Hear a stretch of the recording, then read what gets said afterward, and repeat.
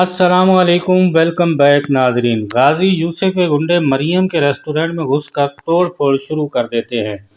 مریم چیختی ہے اور انہیں روکنے کی کوشش کرتی ہے، مگر وہ ظالم پل بھر میں پورا ریسٹورنٹ تباہ کر دیتے ہیں۔ دوسری طرف سیحان کی منہ بولی ماں چندہ کی طبیعت اچانک بہت خراب ہو جاتی ہے۔ سیحان انہیں اٹھا کر فوراً ہاسپٹل لے جاتا ہے، جہاں اس کی ملاقات ایلف سے ہوتی ہے۔ ایلف اسے بتاتی ہے مریض کی حالت نازک ہے، مگر تمام ڈاکٹر اس وقت آپریشن میں مصروف ہیں۔ یہ سن کر سیحان غصے میں پاگل ہو جاتا ہے۔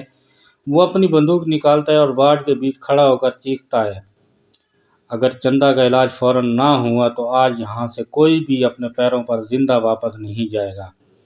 بندوق دیکھ کر سب کے ہوش اڑ جاتے ہیں۔ ایلف اور ہسپتال کا عملہ خوف زدہ ہو جاتا ہے۔ ڈاکٹر فوراً بھاگ کر آتے ہیں اور چندہ کا علاج شروع کر دیتے ہیں، جس سے ان کی جان بچ جاتی ہے۔ اسی دوران سیحان کو فون پر خبر ملتی ہے کہ مریم کے ریسٹورنٹ پر گنڈوں نے حملہ کر دیا ہے۔ سیحان فوراً ہاسپٹل سے نکلتا ہے اور تیز رفتار گاڑی چلاتا ہوا ریسٹورنٹ پہنچتا ہے۔ وہاں اپنے ہی باپ کے گنڈوں کو توڑ پھوڑ کرتے دیکھ کر ان پر ٹوٹ پڑتا ہے اور ایک ایک کو زمین پر گرا کر بری طرح مارتا ہے اور چیختا ہے، میں نے تمہیں منع کیا تھا نا اس ریسٹورنٹ کی طرف آنکھ اٹھانے سے۔ یہ سن کر مریم حیران رہ جاتی ہے اور پوچھتی ہے، سیحان تم ان گنڈوں کو کیسے جانتے ہو؟ سیحان جواب دیتا ہے، یہ میرے ابو غازی یوسف کے آدمی ہیں۔ اپنے سب سے بڑے دشمن اور قبضہ مافیا غازی یوسف کا نام سن کر مریم کے ہوش اڑ جاتے ہیں۔ وہ غصے اور دکھ میں سیحان کو ریسٹورنٹ سے باہر نکال دیتی ہے اور کہتی ہے، تو تم اس ظالم غازی یوسف کے بیٹے ہو، آج سے ہماری دوستی ختم، دوبارہ مجھے اپنی شکل مت دکھانا۔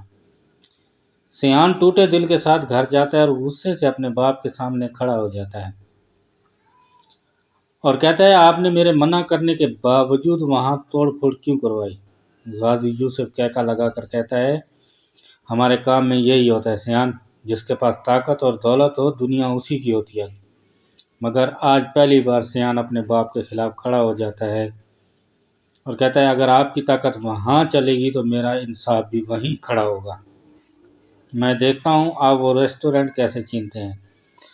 اپنے بیٹے کو دشمن کے ساتھ دیکھ کر غازی یوسف آگ بگولا ہو جاتا ہے۔ وہ فوراً اپنے خاص آدمی ذکریہ کو بلاتا ہے اور جعلی کاغذات بنانے کا حکم دیتا ہے۔ ذکریہ 1 گھنٹے کے اندر زمین کے جعلی کاغذات تیار کروا لیتا ہے۔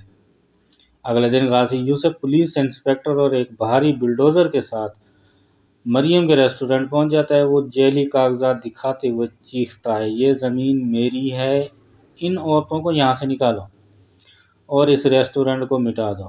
پولیس مریم اور ایلف کو زبردستی باہر نکالنے لگتی ہے۔ بلڈوزر آہستہ آہستہ ریسٹورنٹ کی طرف بڑھتا ہے۔